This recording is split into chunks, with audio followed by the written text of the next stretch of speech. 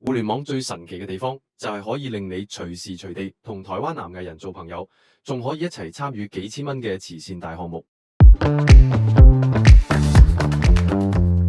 近日司警就接獲一宗報案，有一名本地女子喺5月5日遇到個自稱台灣明星嘅人，對方話搞緊慈善，叫佢出份力。呢位姐姐都好爽快，即刻去便利店買咗5500澳門元嘅電卡，仲將資料傳晒過去。